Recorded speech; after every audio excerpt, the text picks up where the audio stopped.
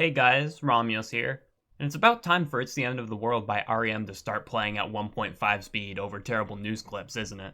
It's the end of the world as we know it. It's the end of the world as we know it. It's the end of the world as we know it. And I feel fine. Has that burned your negativity out? Hopefully it has, because now we get to talk about the happy stuff. 2020 may not have been good in most areas, but it was pretty good at music, especially when it comes to the biggest hits of the year. If the worst hit songs of the year were the old guard phoning it in for another paycheck, then the best hits were either big stars cementing their legacy, or new artists trying to pave their own way. It was pretty hard to narrow it down to just 10 songs this year, and that's why we're going to have plenty of honorable mentions later on during the video. For those of you who haven't watched these types of videos before, I consider a hit song to be anything that made it onto Billboard's year-end list of the 100 biggest songs for 2020, excluding songs that made 2019 year-end list as well. And this year I'm making a special exception because All I Want for Christmas Is You made it. That doesn't really count for 2020, does it? And finally, just as a guide, this is my personal list. You may disagree, you may think that a song I place on here is horrible, or a song that I left out is good. Let's say your favorite song of the year was Old Man Band by One Dominion. Don't beat me up because it's not on here. This is my personal preference. You guys may have your own disagreements, and that's fine, because music's subjective. All good? All good. Let's get started. I can't be your Tom Cruise, bitch. I'm Patrick Swayze. Every time I get a new bitch, I need a new bitch. I got the horses in the bag. It's crazy to think that just a year ago, the biggest song was a fun, goofy TikTok meme that broke the record for most weeks at #1, and also inspired an insane amount of discussion. Video essays, articles, it was all present, ranging in topics from TikTok's dominance on musical landscapes, to Billboard and country's racist undertones, all over a silly song about horses. One thought that interested me was the genre fusion of country and trap. Country has been cribbing from hip-hop since I've been alive, but we now have trap beats that are sampling country instrumentation. So far, there haven't been any other major successful attempts to fuse the two genres. But goddamn, people are trying.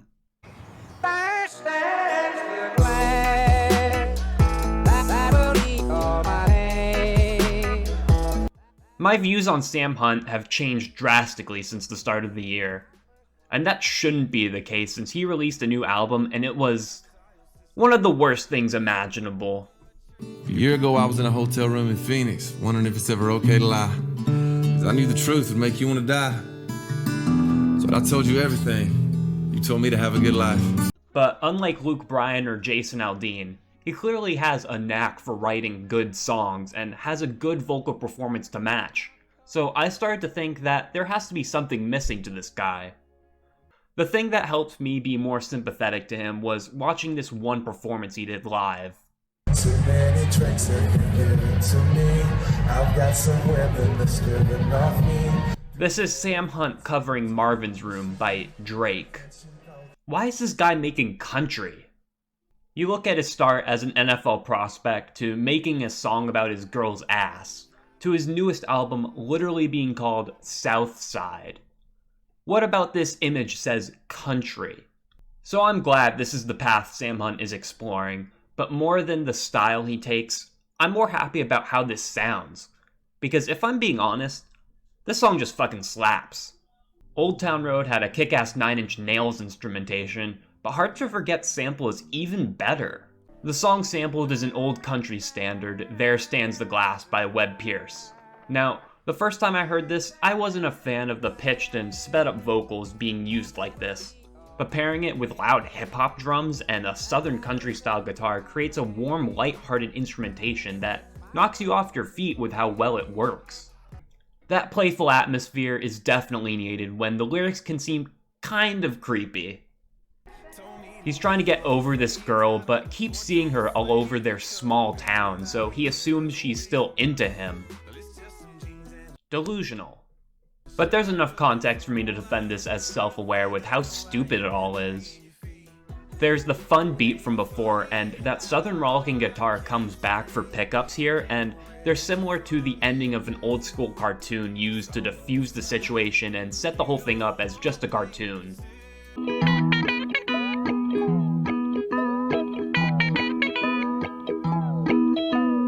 Another musical trick this song uses that I absolutely adore is the banjo pickup right before the percussion re-enters in the chorus. While this doesn't have the best lyrical theme, there are still plenty of good individual choices. Got a bottle of whiskey but I got no proof is amazing on so many different levels. Plus, Sam Hunt is charming enough with his Garth Brooks-esque hangdog charisma to make this the fun country-adjacent drinking anthem 2020 frankly needed. Oh, honey, I'm falling apart. You're playing hard to forget.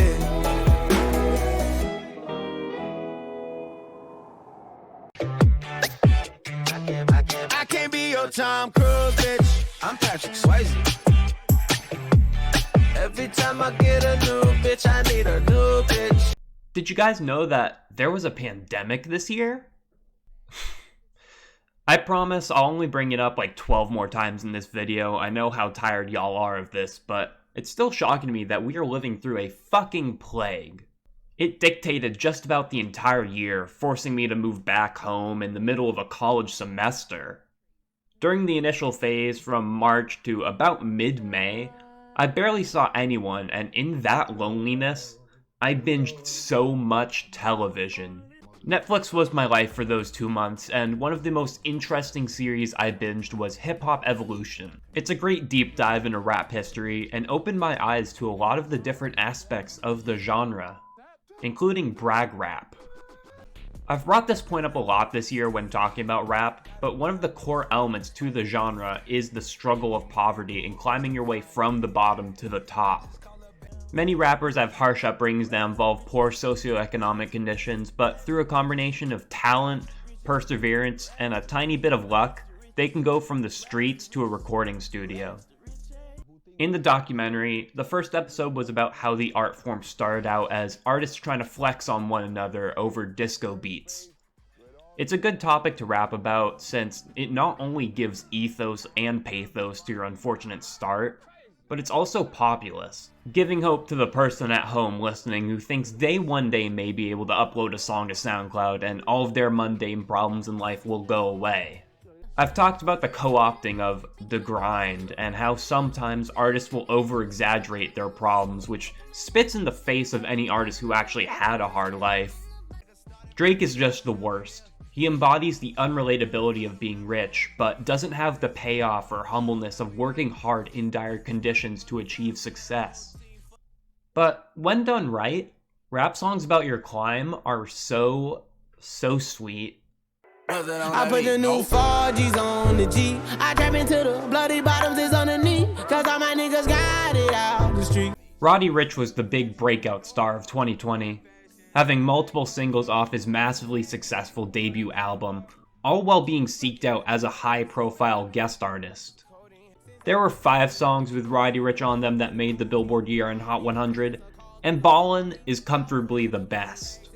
Please Excuse Me for Being Antisocial is a solid album, but if I could bring one major criticism, it would be in how I feel like on some of the songs, Roddy Ricch's production is holding him back.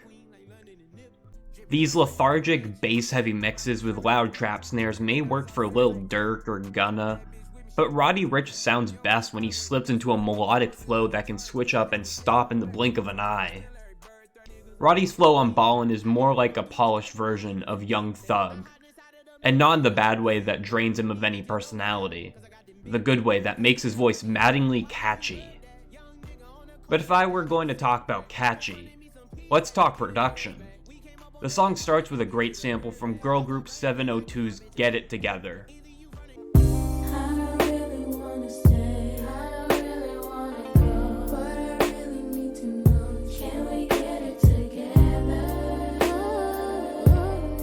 I can't stress enough how much this intro sets the entire mood for the song, creates a relaxed energy that Roddy Ricch deserves. This is then followed by the West Coast groove with keys and bass blissfully coming in courtesy of Mustard, an artist who was the worst thing in 2014, but now that he's found out how to make more than one beat, is actually pretty good at his job. There are so many unique and different textured instrumentations that all come together to create a warm environment that isn't loud and overpowering enough for Roddy Ricch's personality, as he raps about the aforementioned start from the bottom. The lyrics may be a tad generic in the way it aimlessly jumps from one topic to another, but the various bragging is invited since Roddy Ricch brings likability from talking about the tough decisions he made and the various risks he took to make it where he is now. Cause I'm getting money now, I know you heard that. Young nigga on the corner, bitch, I had to serve crack. Uncle fronted me some peas, had to get in birds back. We came up on dirty money, I gave it a bird back. All while giving back and being welcoming to others who haven't seen his level of success. I reevaluated my thoughts on trap and most of the modern mainstream rappers this year. Most of them I've grown on as I understand there's more nuance to bragging in hip-hop.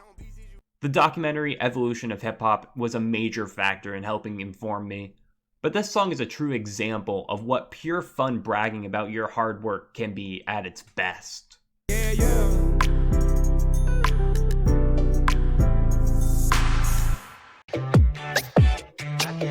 I can't be your Tom Cruise, bitch. I'm Patrick Swayze. Every time I get a new bitch, I need a new bitch. Well, this is going to be an awkward conversation to have. Don't be surprised, baby, it's just me. Don't be surprised, boy, when I bust it wide. You can really tell that 2020 was the year that the music industry lost any ability to control what is, and more accurately, what isn't a hit. Could you imagine telling someone just 4 years ago that 2 of the songs on the Billboard year-end list for this year would have the word pussy right in the title? When it comes to these 2 songs referring to female genitalia, I do love WAP with all my heart and soul, but Pussy Fairy brings a different energy. While WAP is all about the girl having power and not really caring about the guy, Pussy Fairy sees both partners enjoying their time together, with Janae promising this man that she'll please him. There's just something about this that speaks to me, a 20-year-old male. Gee, wonder what it is. Now, a lot of you guys may agree with me and hear the heavenly soft vocals and pleasant imagery and just be swept away. But some of you guys may just view this as a sweaty sex jam that just makes you the slightest bit too uncomfortable with all the detailed descriptions of what Jhené Aiko will do to your body. And if that's what's in your mind, well, hey Ben Shapiro, really glad you found my channel. But seriously, if this one is the song that you don't get, I understand. I mean, personally I don't, since I'm literally the biggest Jhené Aiko stan in existence. But I get it if this isn't your thing. To me though, Pussy Fairy is the ripe reward for an artist who spent the 2010s pioneering R&B with soft, low-key vocals that would create more personalized songs. It's said that the best R&B tracks sound like the person is singing to you directly. Well, what a perfect innovation to achieve this ideal standard. Pussy Fairy, or as I should say, $$Y Fairy. Sleeper hit of the year.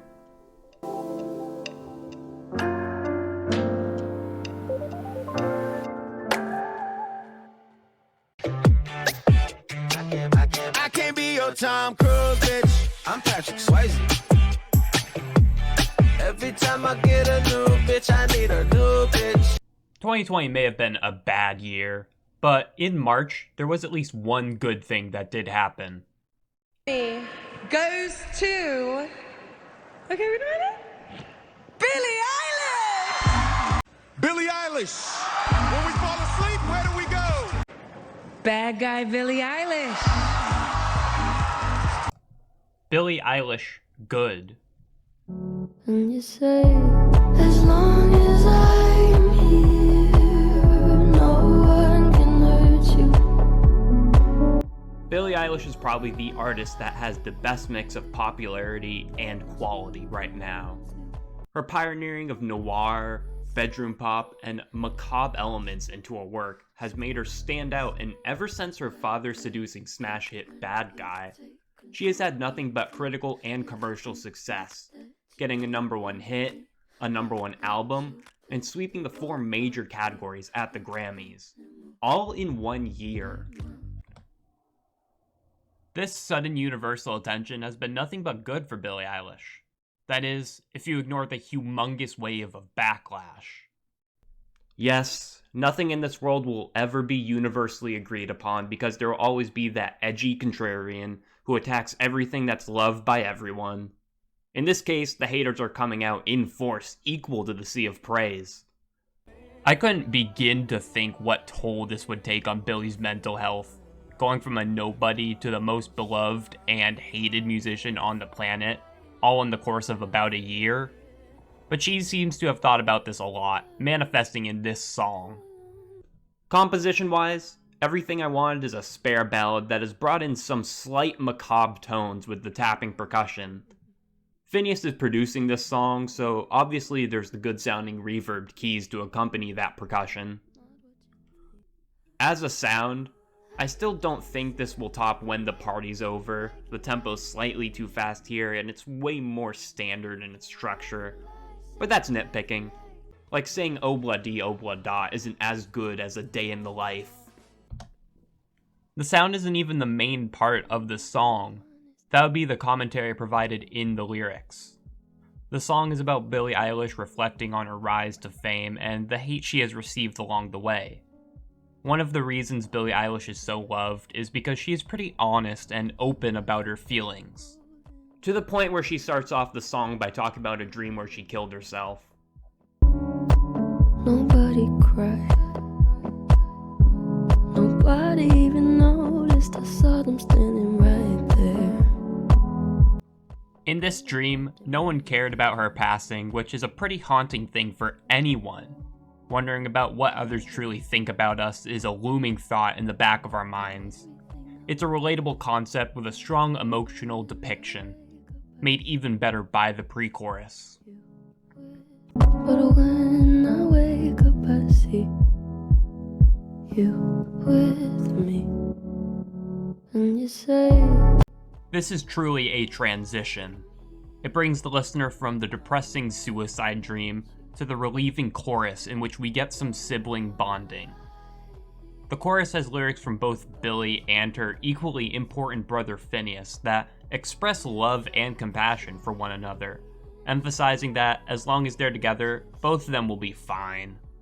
Maybe I just relate from having a strong sibling relationship, but this just hits me right in the feels. This is a song that will take you on a journey every time you listen to it, starting off hopeless as Billie soaks in despair, and ending on a more optimistic note whenever the chorus comes in as the two sing along knowing that they have each other's backs. All while still being left on edge as the ending fades into just echoes. Once again we see that Billie and Finneas really never miss.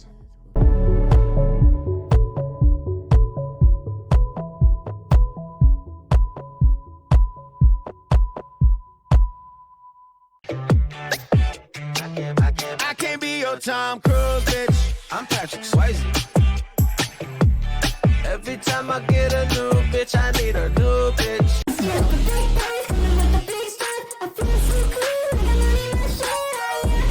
The end of 2019 into 2020 was a great period of time for duo Dylan Brady and Laura Les, also known as 100 gecs.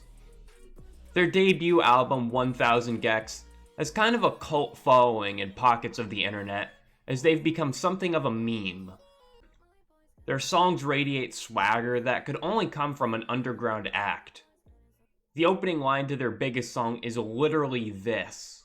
Hey, you little piss baby, you think you're so fucking cool, huh? You think you're so fucking tough? Look, we're never going to hear 100 gecs in between Khalid and Ariana Grande on Hot 97, but I'll take whatever I can get.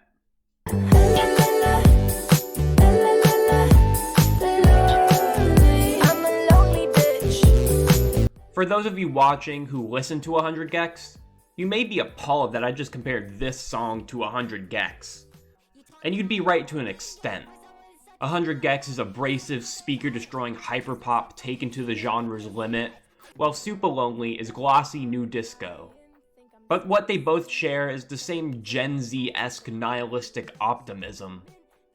Being 20 years old, I'm firmly in the generation of the DS, Adventure Time, and so many other things that could distract my young self from a heightened war on terror and a financial crisis.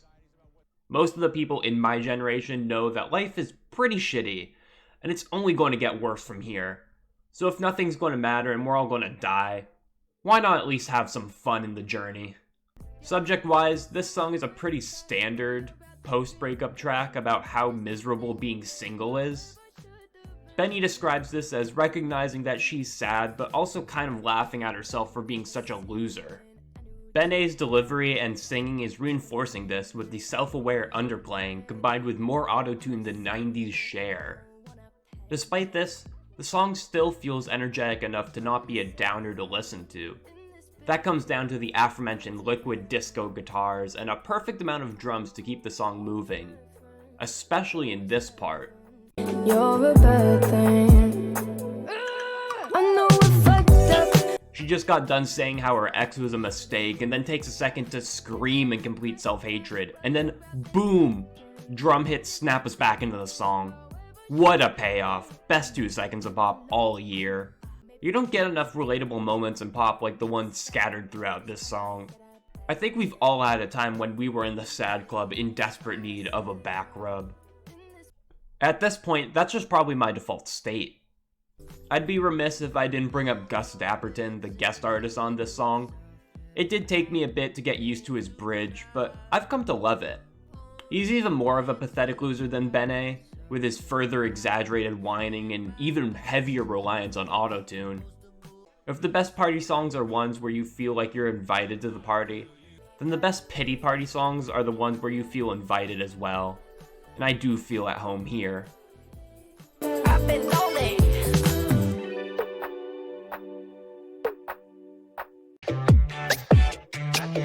I can't be your Tom Cruise, bitch. I'm Patrick Swayze. Every time I get a new bitch, I need a new bitch. It's very rare that a song can both be critically acclaimed and have mainstream success. Most critical acclaim goes to some underground act doing experimental genre fusions or old stars coming back to make a masterpiece. So when the critics eat something up that's popular, more specifically, the biggest song of the year, that's something to celebrate.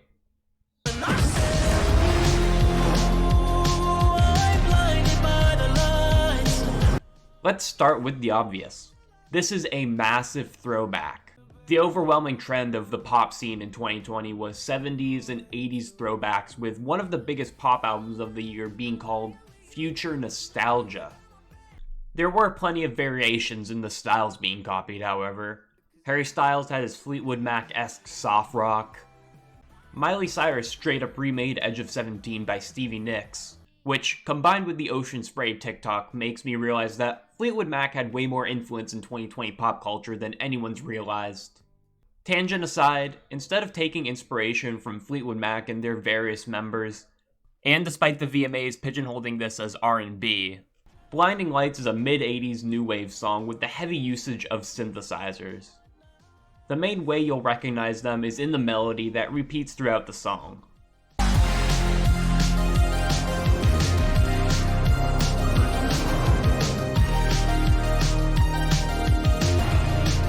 It's a catchy, powerful loop that pops in and out to give the song some kick. But that synth is familiar. Almost like The Weeknd got inspiration from an old hit.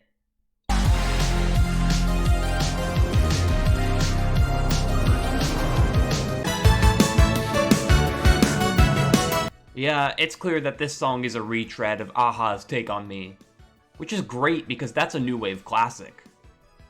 Should I complain that The Weeknd has good taste? Just like Take On Me, it's hella goofy in all the right ways. This song is about taking a Fender to Las Vegas to hook up with a girl, but delving into madness when the city overwhelms him with the flash of all the blinding lights that Vegas offers. That's pretty far out there.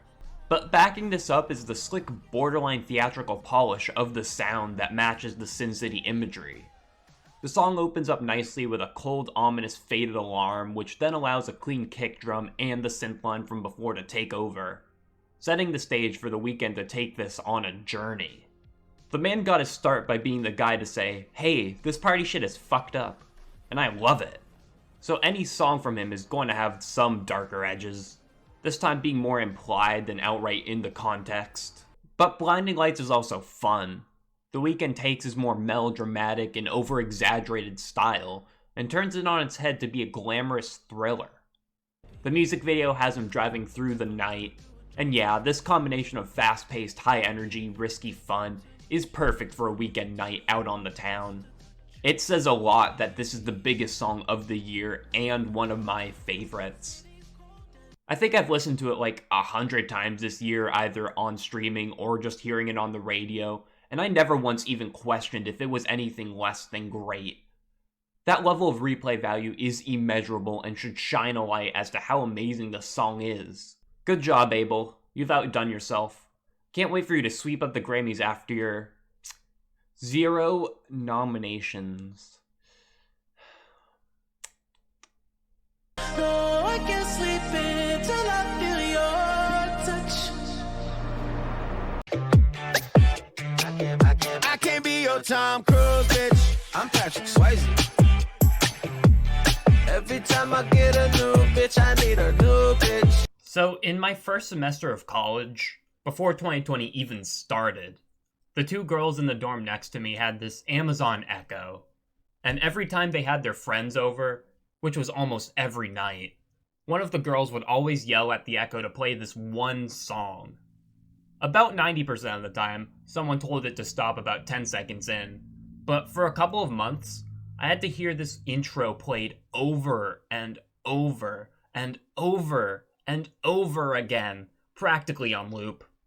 I hated it, and it drove me mad.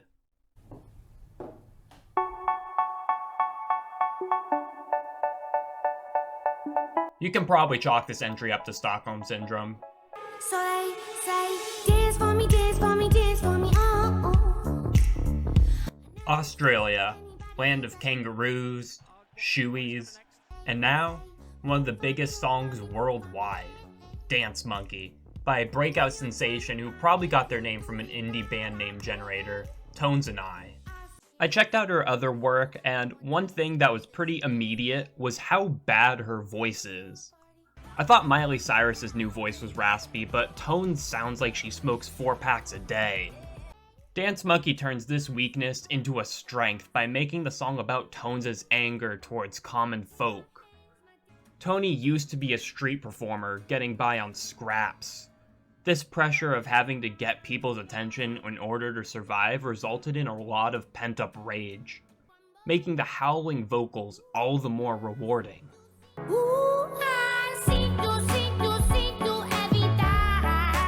She literally sounds like a monkey.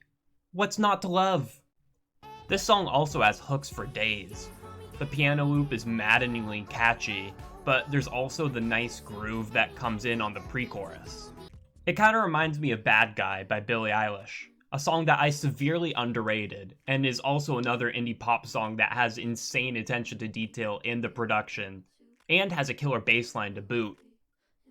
A lot of these TikTok one-hit wonders are very bad and seem kind of underproduced, but luckily in 2020, we get at least one that was pretty awesome. Good luck getting your second hit.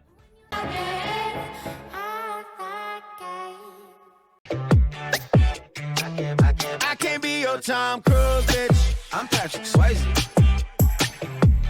Every time I get a new bitch, I need a new bitch.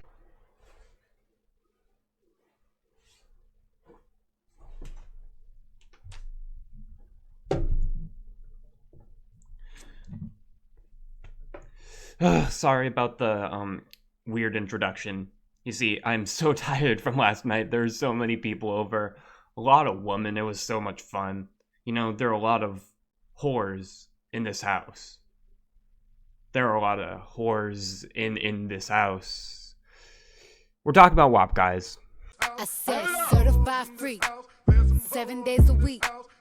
Wet ass pussy, make that pull out game weak. This is the second time so far I've questioned if something really counts for this list. This time it's for the same reason I don't really count Harlem Shake. Cause WAP isn't really a song anymore. Structurally, it's bare bones with just a sample and some bass in the background. This is more than a song. It's an event. No, a cultural landmark. This song dropped and the entire internet was set ablaze. Arguments were everywhere about whether this is good or bad, if it's empowering to women or if it's demeaning, if it's too filthy. And while all of that was going on, I was blasting this on a weekend night, memorizing the whole song. I don't think I've heard a song in a while that had so many quotable lines. There's this one. I want you to touch that little dangly thing that's swinging the back of my throat. There's this one. In the food chain, I'm the one that eat you. If he ate my ass, he's a bottom feeder. Oh, and how could I forget this moment? I want you to park that Big Mac truck right in this little garage. But what is probably the best line in the whole song actually comes from Megan Thee Stallion, and I've heard no one talk about this, so let's give it its fair justice. Pay my tuition just to kiss me on this wet ass pussy. Not only is this hilarious to picture, but it also represents the empowering nature of this song. People are saying WAP is demeaning, but it's literally about subserving men and putting them in horny jail. A reverse simp anthem, if you will. They get cars, Megan's calling guys bottom feeders, Cardi B is literally ruining men's blood sugar. These two are clearly in control. I think my favorite thing about this song is its TikTok presence. 2020 is the year of TikTok. From largest new social media platform to almost being banned, to staying alive, to where it is now. It dominated the culture of the year, especially in music. There were so many songs that either got big off TikTok or had their success heightened by TikToks. And WAP stands head and shoulders above every song. Most songs get a simple part of it made into a sound on TikTok, usually the chorus or one memorable line. But with WAP, every single line of this song has its own meme or dance challenge based off it, including parts that aren't even in the song. I said certified freak. 7 days a week. Wet ass P-word. Make that pull-out game weak. I just had to bring this up again because it is truly a gem. In the miserable year that was 2020, I'm glad that the last 4 months have been filled with wet ass pussy. Oh, hold on, just 1 second. Hello? What? Oh my god, hold on, I'll be there right, just 1 second. Thank you so much. Alright, bye. Sorry about that, guys, I have to go. I just left my Big Mac truck parked with the keys in it. Someone's stealing it from the little garage. There's some hoes in this house. There's some hoes in this house. There's some hoes in this house. There's some hoes in this house. I can't be your Tom Cruise, bitch. I'm Patrick Swayze. Every time I get a new bitch, I need a new bitch.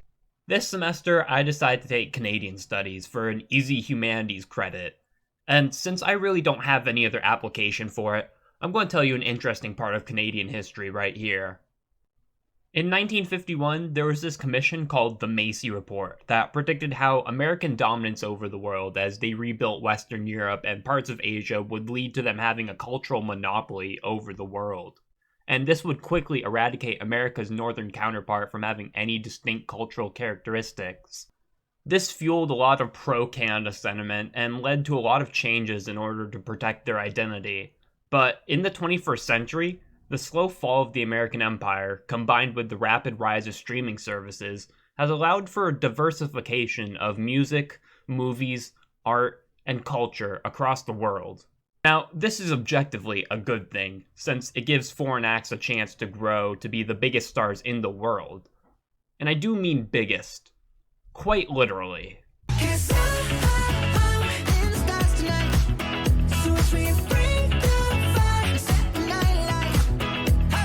2020 was the year that I started liking K-pop. Specifically, BTS. They're a dynamic act that incorporate a lot of different styles of music and are therefore very versatile. You never know what you're going to get when a new BTS single is released. And I definitely didn't expect this. Dynamite was a massive bone being thrown at American audiences because it is the only BTS song entirely in English. And it seemed to work with this specific American. Now, I usually like to discount the lyrics of foreign songs because I don't speak the native language, but Dynamite has better lyrics than most Western pop songs. Swedish songwriter Max Martin, who basically was the entirety of mid-90s to early 2000s teeny bop, wrote songs in a very different style than normal artists. Since he wasn't a native English speaker trying to write songs for American audiences, he decided to not write intricate wordplay that made sense.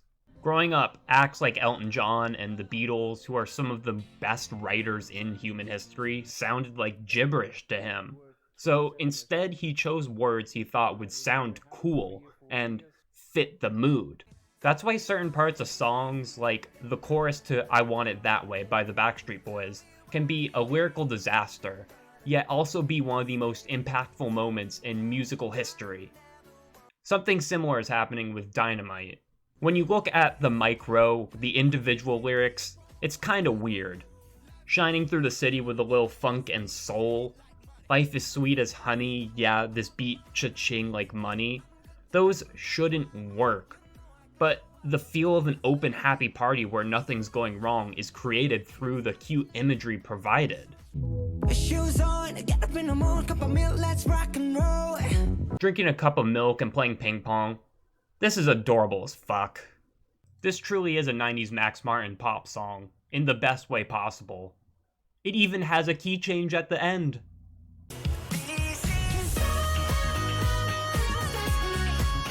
What it also reminds me of is one of those 2010s Katy Perry bubblegum pop songs.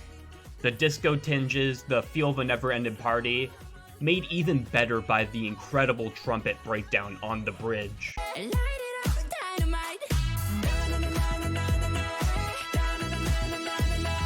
When I picture pop perfection, like the ideal standard that a pop song should be held to, I picture Dynamite by BTS. It may have taken a while, but I've finally understood why BTS has the most loyal fan base in the world.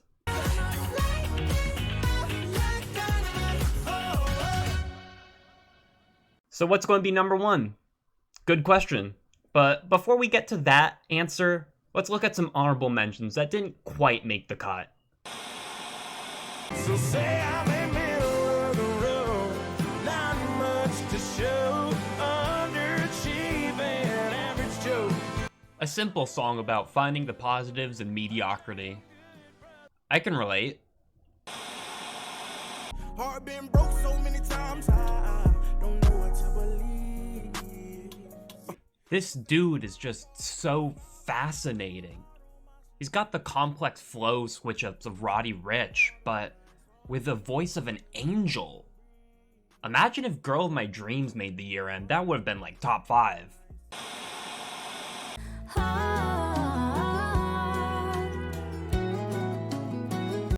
It's really nice to see the first two people who really railed against women being excluded from country get their first hit. And yeah, I still put Sam Hunt above them. That should probably be a crime.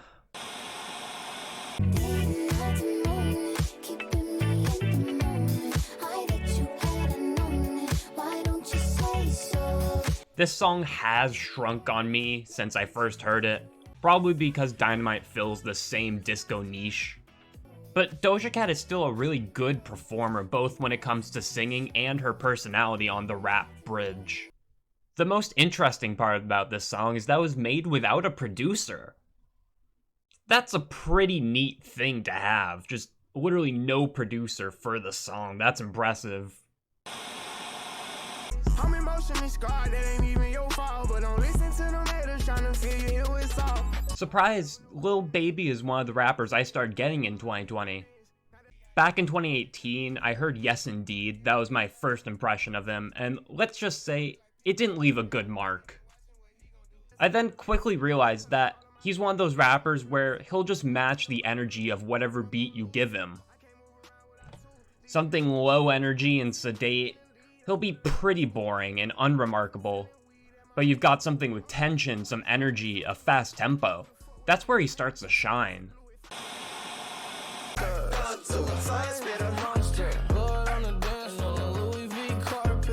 I'm starting to think MGK actually won the beef, with his reputation only going up after 2018, and ever since Killshot, Eminem really hasn't made anything that's good.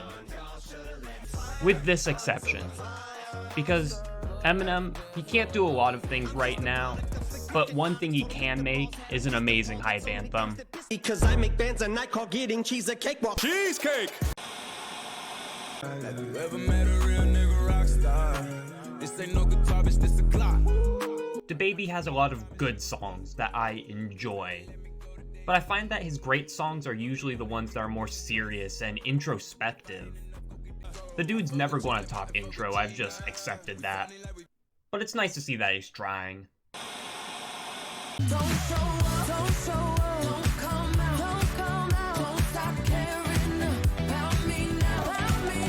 There's so much going on in the production that I almost overlooked that this song uses my favorite instrument, the flexitone. My love for disco and love for obscure, weird instruments just kind of overpowered my critical faculties here.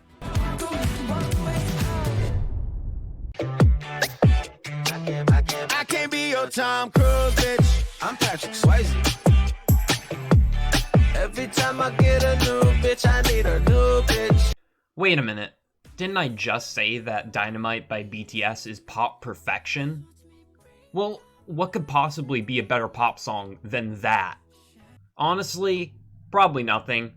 That's why my number one pick this year is a country song. I wasn't originally going to put it this high, but one day, about a month before writing this list, it came on in my car and I actually focused on what the lyrics meant, which made me start to cry.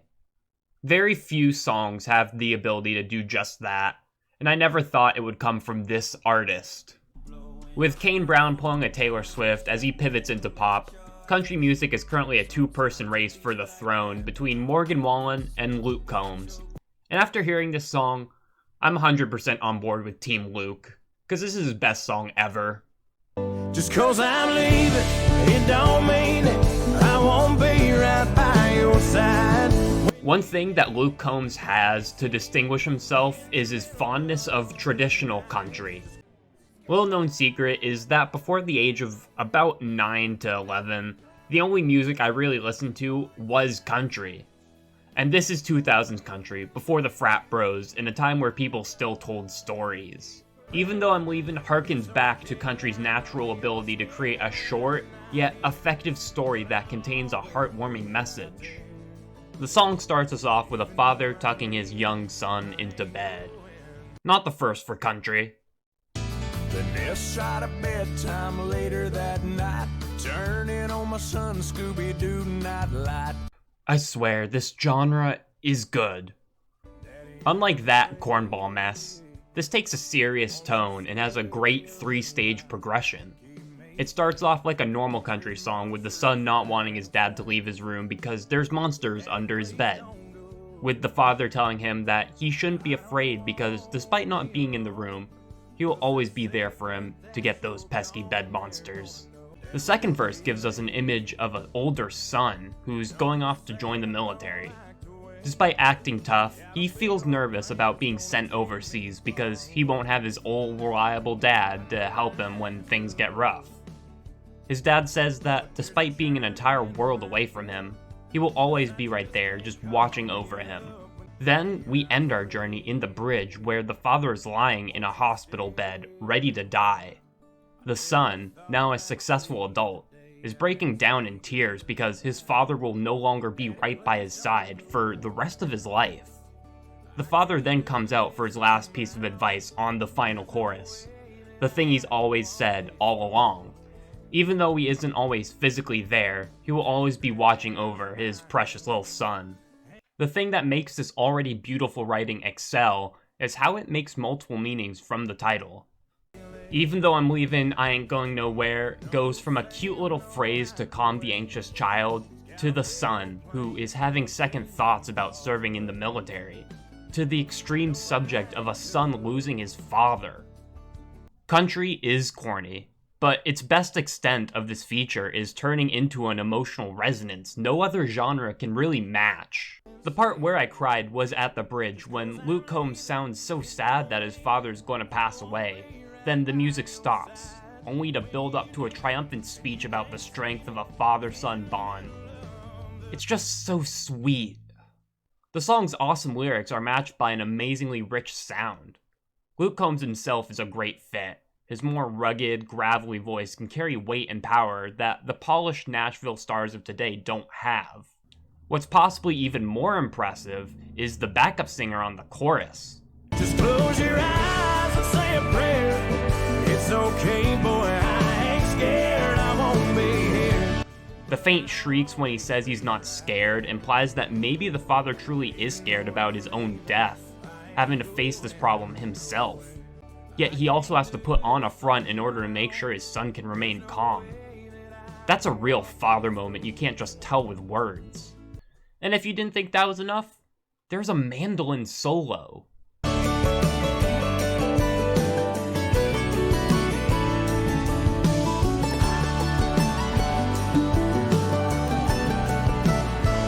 Fucking awesome. What other song shines light to that instrument? You don't even get modern indie doing that. So, Even Though I'm Leaving by Luke Combs, not only the best country hit in over a decade, but the best hit song of 2020. And I wouldn't have it any other way. I ain't going